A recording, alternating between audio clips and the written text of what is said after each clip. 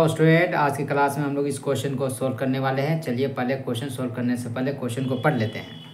Question में क्या कहा गया है, यदि त्रिभुज ABC में 2 कोण A बराबर 3 कोण B बराबर 6 कोण C हो तो कोण A, कोण B और कोण C का मान ज्ञात करें।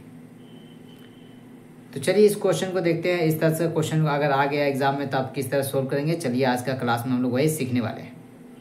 तो इस तरह का क्वेश्चन को सोल्व करने के लिए सबसे पहले आप लोग क्या करना है, हम लोग आंसर में क्या लिखेंगे, सबसे पहले लिखेंगे माना, ठीक है, 2 एंगल A बराबर 3 एंगल B बराबर 6 एंगल C और सबको हम लोग क्या मान लेंगे, X।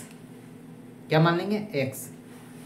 तो सबको जब x मानेंगे तो एंगल A का वैल्यू क्या आ जाएगा, x, और जो गुना में है वो बट्टे में जाता है तो x बाय में 2 हो जाएगा A का मान।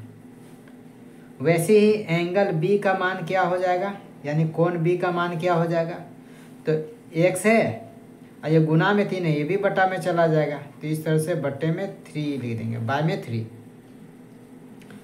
तो कोण A कोण B हो गया।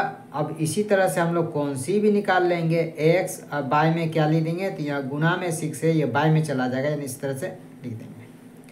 तो A का वैल्यू इतना है, x बाय में 2, B का वैल्यू x बाय में 3 और C का वैल्यू x बाय में 6।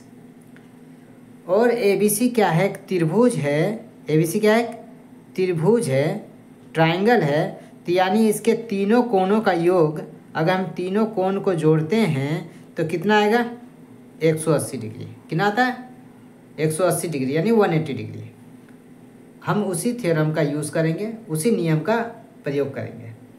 तो हम क्या लिखेंगे कि angle A plus angle B plus angle C बराबर कितना हो जाएगा, 180।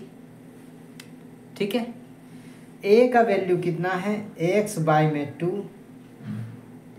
प्लस B का वैल्यू कितना है, x बाय में 3 और C का वैल्यू कितना है, x बाय में 6 बराबर कितना हो जाएगा, 180।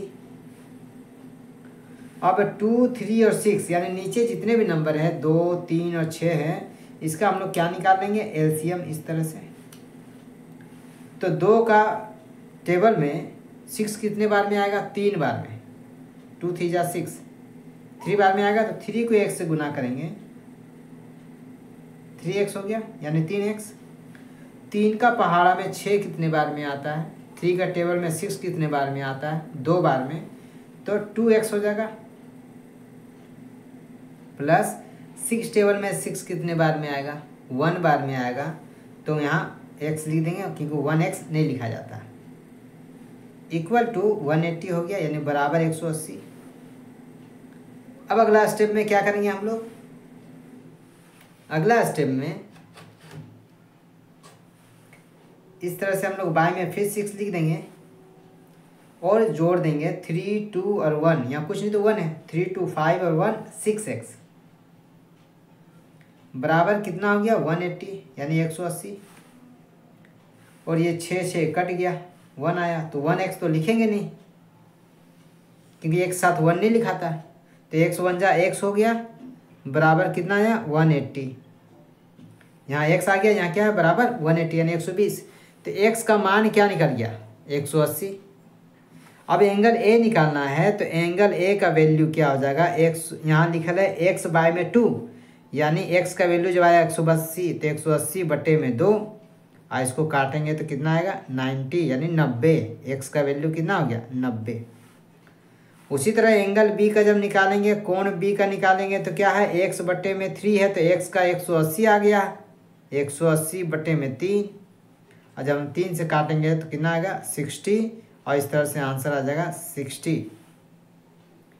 और एंगल C बराबर क्या आएगा, तो एंगल C है x बाय में 6, यानी 180 बाय में 6, और यहाँ 6 से काटेंगे तो आ गया 30, और इस तरह से हमारा तीनों आंसर आ चुका है। एंगल A का वैल्यू 90 डिग्री, एंगल B का 60 डिग्री, एंगल C का 30 डिग्री यानी 30 डिग्री। तो ये हमारा आज का आंसर है। उम्मीद है आपको वीडियो समझ में भी आ गई है, वीडियो अच्छी भी लगी होगी।